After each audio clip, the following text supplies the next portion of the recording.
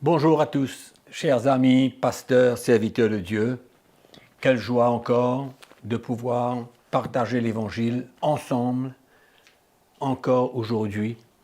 Et nous prions que l'Esprit du Seigneur puisse nous éclairer, car Dieu appelle dans ces derniers temps des hommes qui oseront écouter la voix du Saint-Esprit.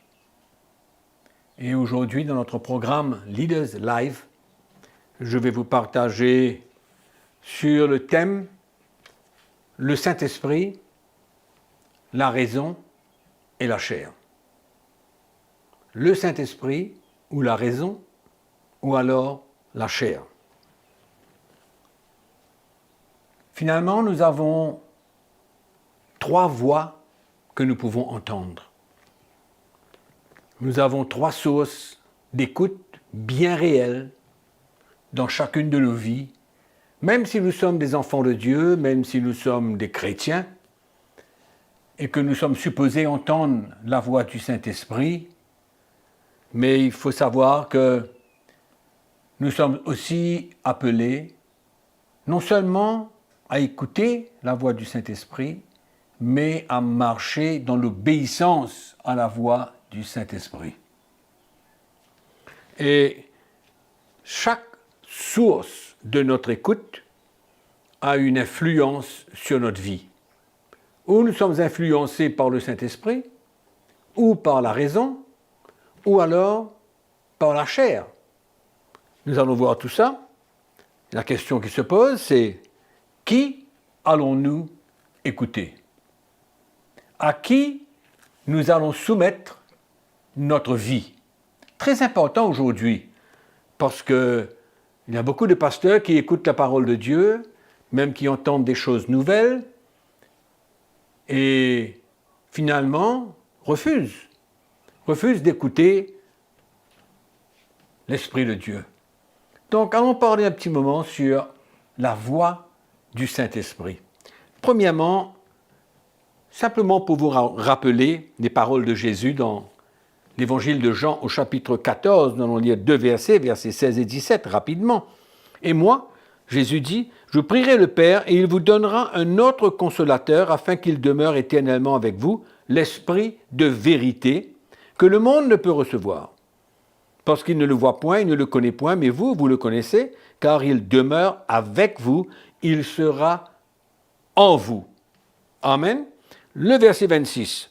« Mais le consolateur, l'Esprit Saint, que le Père enverra en mon nom, vous enseignera toutes choses. Vous enseignera toutes choses et vous rappellera tout ce que je vous ai dit. » Chapitre 15, l'Évangile de Jean, au verset 26. « Quand sera venu le consolateur que je vous enverrai de la part du Père, l'Esprit de vérité, encore une fois, qui vient du Père, il rendra témoignage de moi, et vous aussi vous rendrez témoignage parce que vous êtes avec moi dès le commencement. » Il rendra témoignage de moi. Important encore ce texte. Chapitre 16, versets 13 et 14. Quand le consolateur sera venu, l'Esprit de vérité, encore une fois, il vous conduira dans toute la vérité, car il ne parlera pas de lui-même, mais il dira tout ce qu'il aura entendu, et il vous annoncera les choses à venir. Il me glorifiera, parce qu'il prendra de ce qui est à moi, et vous l'annoncera. Donc nous voyons clairement que nous, chrétiens, pasteurs, serviteurs de Dieu, bien sûr que nous sommes le temple du Saint-Esprit, il habite en nous, il nous enseigne, il nous parle, il nous conduit, il nous dirige, il témoigne à nos cœurs les choses qui sont de la vérité. Quand il parle, c'est toujours la vérité, comme nous avons vu.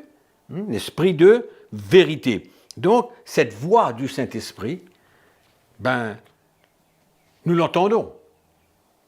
Certainement, parce que l'Esprit de Dieu en nous, nous témoigne que les choses qui sont annoncées, quand la vérité est annoncée, l'Esprit du Seigneur, il nous témoigne que ce que nous entendons, ce que notre cœur est en train d'entendre, nous savons que c'est la vérité.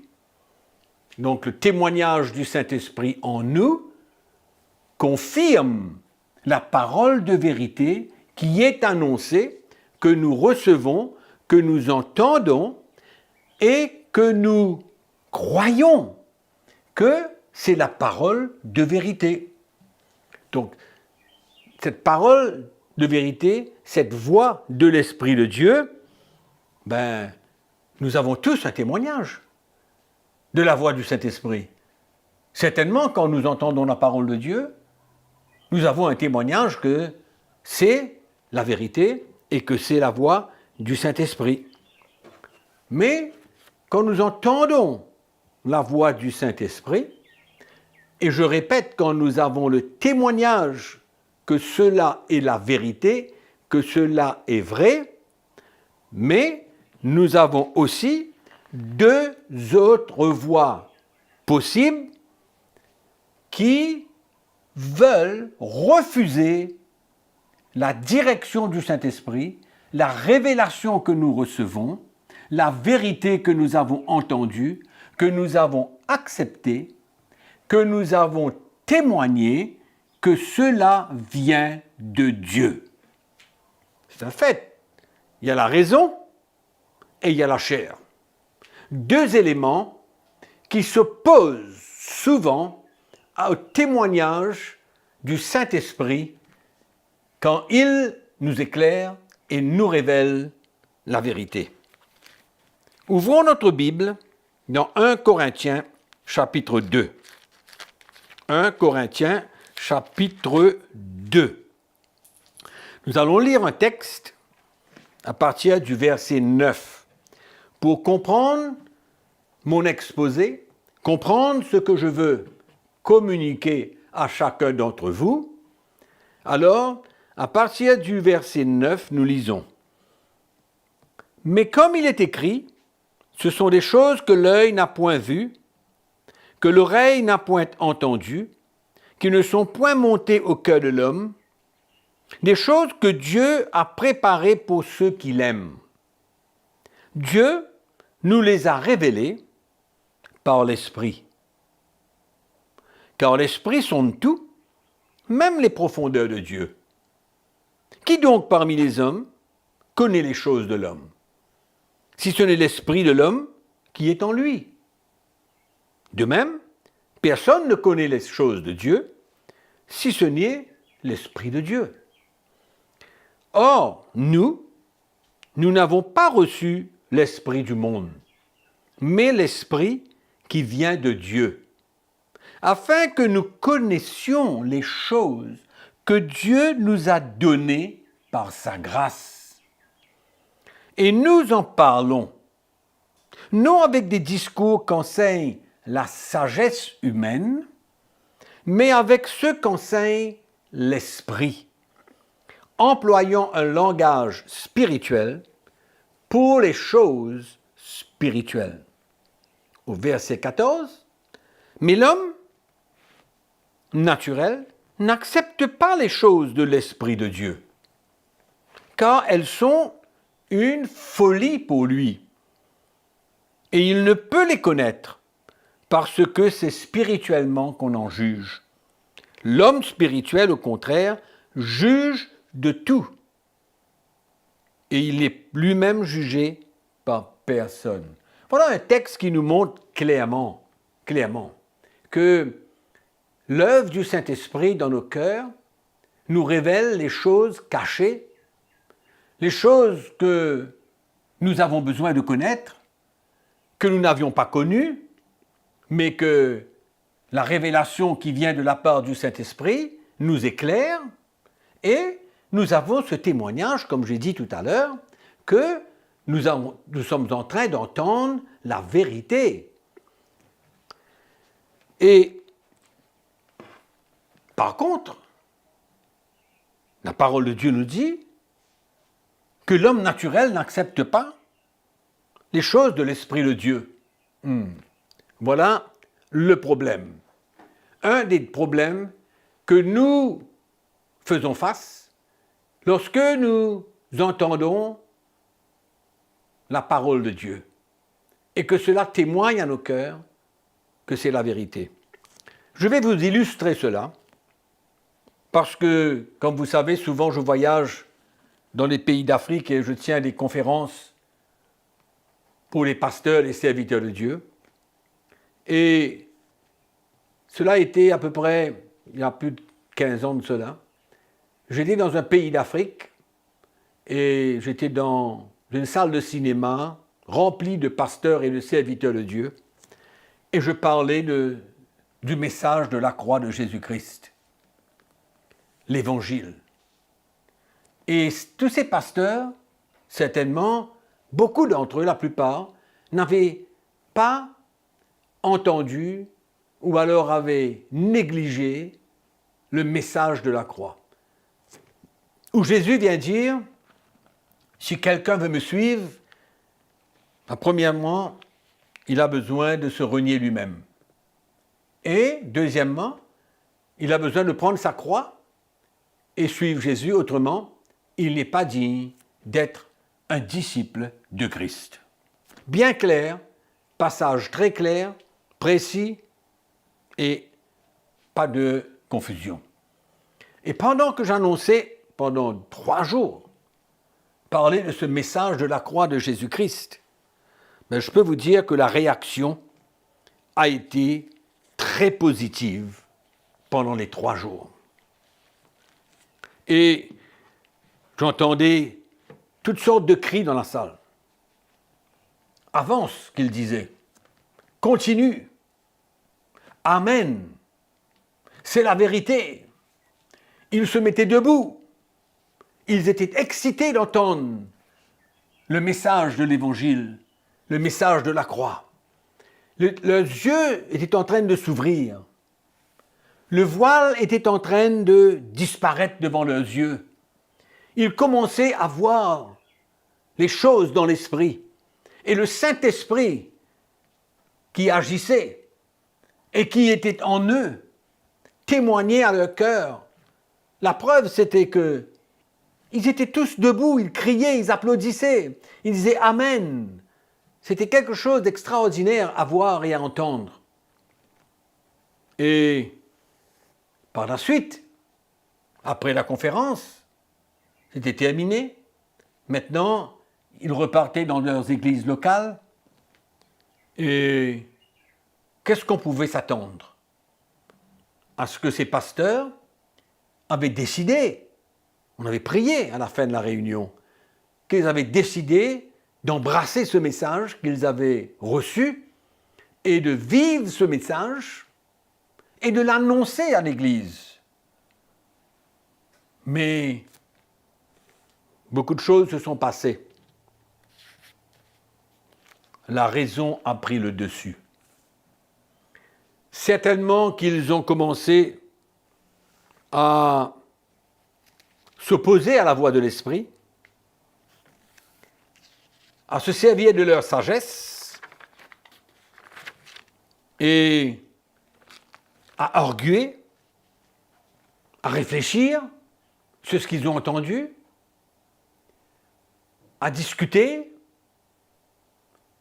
La sagesse de l'homme leur apportait beaucoup de pensées contraires à ce qu'ils avaient entendu. Et finalement, quelques mois après, la plupart d'entre eux s'étaient soumis à la raison, à la sagesse de l'homme, à l'intelligence de l'homme, qui, nous voyons, sont des obstacles à la voie de l'esprit. Je n'aurais jamais cru qu'en quittant cette conférence, que la plupart de ces pasteurs et serviteurs de Dieu allaient par la suite ou abandonner ou finalement refuser, en analysant peut-être leur vie, la plupart se sont désistés. Mais n'oublions pas que pendant la réunion, pendant cette conférence, il n'y avait pas d'opposition. La voix de l'Esprit se faisait entendre, et le témoignage de l'Esprit dans leur cœur était évident, et on pouvait croire que ça devait être le grand réveil. Mais nous avons bien vite compris, par la suite, que le message de la croix de Jésus-Christ n'est pas un message qui plaît à tout le monde, mais c'est un message qui confronte.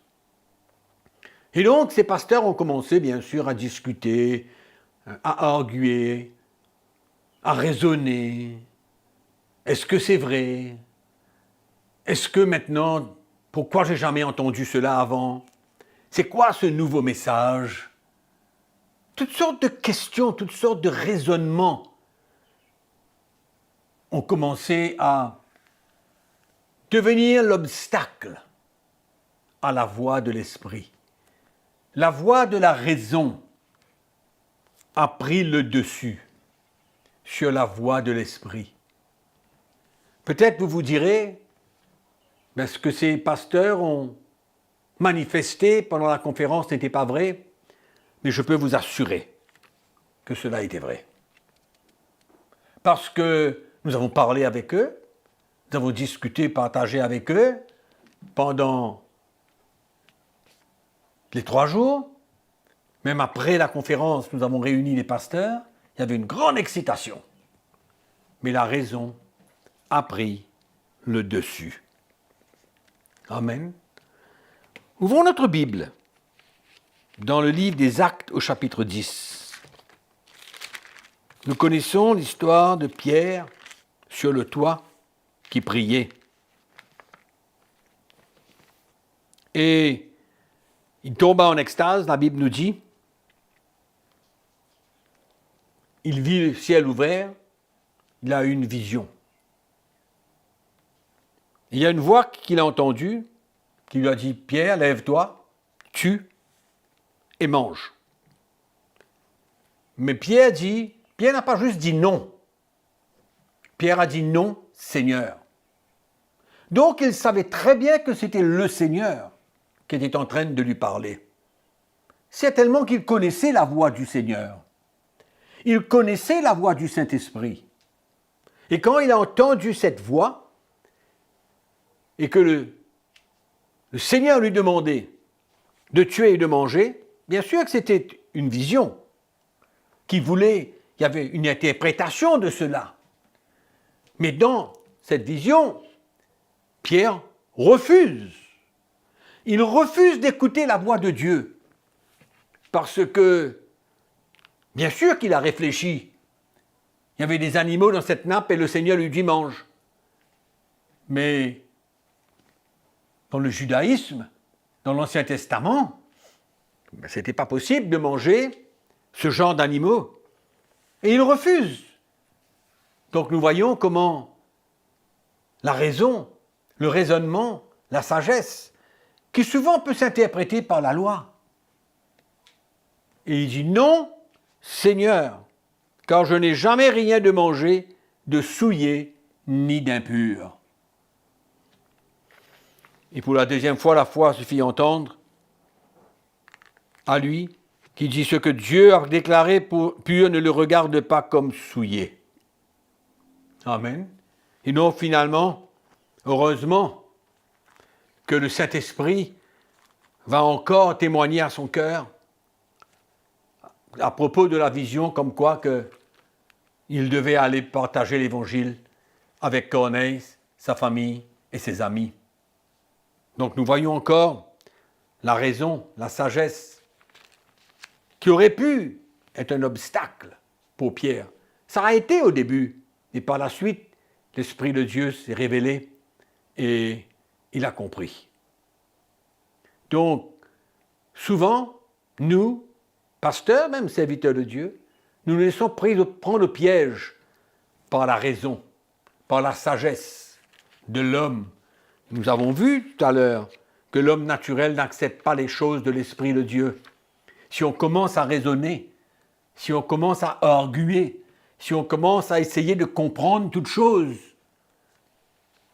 c'est là où ça devient un obstacle à la voix de l'Esprit. Cette voix que nous avons entendue, qui a témoigné à nos cœurs que c'est la vérité, comme c'était pendant cette conférence en Afrique. Mais malheureusement, la raison a pris le dessus dans la vie de beaucoup. Troisième chose que je veux vous parler. Donc il y a la voix de l'esprit, la voix de la raison, la voix de la chair.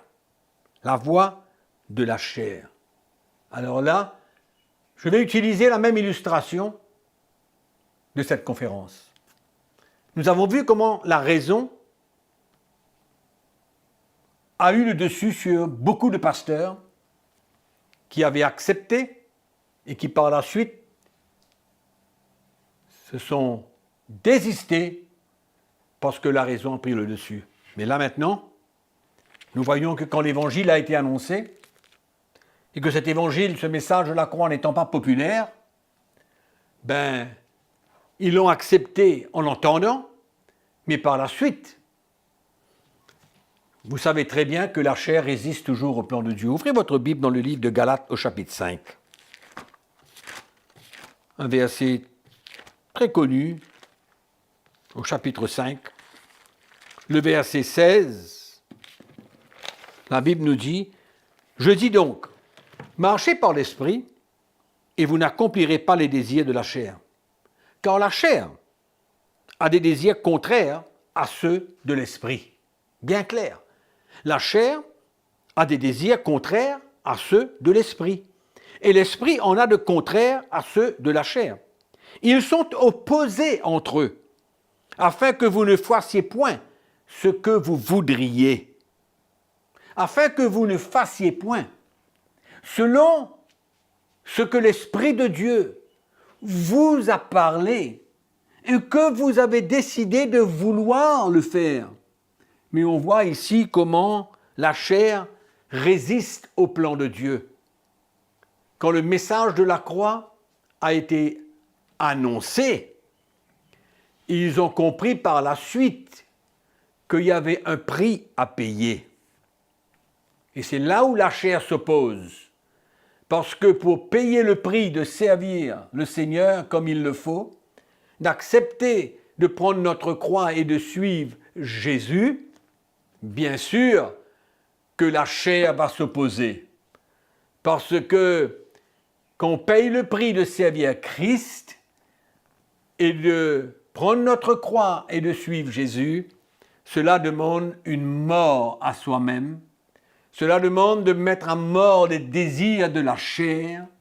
La chair va s'opposer toujours à la voix de l'esprit. La chair est un gros obstacle pour nous éloigner, pour nous emmener à désobéir. Amen, à la voix du Saint-Esprit. Je sais très bien que certainement il y en a qui ont été piégés par la raison à cette conférence en Afrique. Mais je sais aussi que beaucoup ont préféré fuir, désobéir, s'opposer à la demande du Saint-Esprit. Se sont opposés clairement. Refus total de prendre sa croix et de suivre Jésus. Donc la chair est un gros obstacle. Elle va toujours s'opposer à la voix de l'Esprit. Et je suis sûr que nous tous, nous connaissons cela. Dans notre vie de tous les jours, mais pour nous, pasteurs et serviteurs de Dieu, arriver à désobéir et s'opposer à la voix de la vérité, au témoignage du Saint-Esprit comme quoi que ce que nous avons entendu est vrai, et que sur le coup, nous avons décidé d'obéir. Nous avons été prêts à s'humilier, parce que pendant cette conférence, c'était clair, le chemin que chacun devait prendre, un chemin étroit. Mais finalement, la raison a eu le dessus sur beaucoup.